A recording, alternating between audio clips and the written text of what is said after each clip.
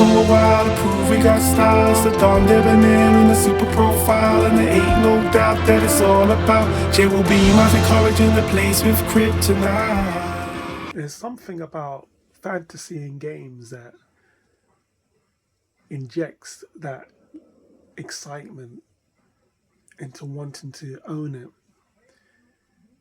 You know, it's just that creativity. You don't have to go crazy on an engine to make it attractive in this stage of the 21st century, you know?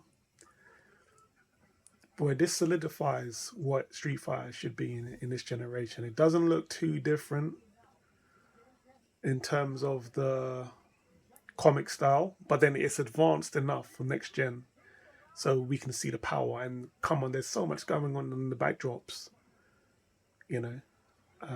Did I see some jets that's thrusting towards us? So you want that kind of, that live example going on behind you just to make it feel like a fight environment that's reflective of the magic that the old fighting arcades used to bring, you know, but obviously brought forward to the future.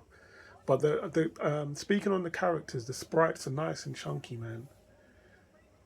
And the colors, you see the color palette. I think that's important as well in this day and age. Like, it should, a game of this magnitude, it should look like a colorful box of candy.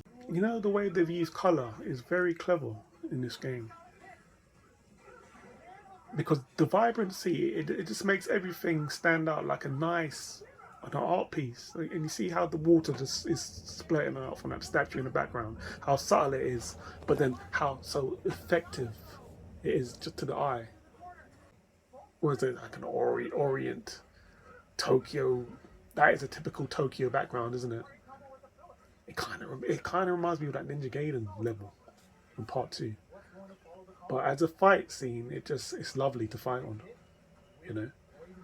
Maybe one thing I would say is they can probably have introduced destructive backgrounds, whereas you can break through into another section of the level just so the level extends, similar to what Dead or Alive introduced. But at the same time, they probably want to keep it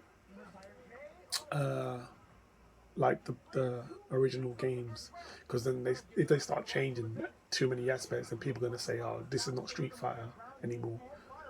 But you know, I think they've got a story mode that may implement a few of those aspects in different ways, whereas you're walking into the scene and then you're meeting the characters before the fight is in the arena, and so you're more meeting the characters when they're out of bounds of the stage, the fight stage. So you're seeing them for different aspects, and different things will hopefully happen in that. Yeah, I'm not even going into the combat physics, but you know what I mean, they're looking very touch precise, and there's a level of intrigue in the sense, that feel of, yeah man, you can bounce into this game, have so much fun with a back and forth battle, and it's just like it seems to be flowing well, the fluidity.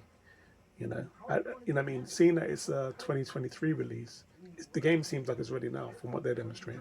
But so they can, even if they can polish more aspects, then the better it is for us.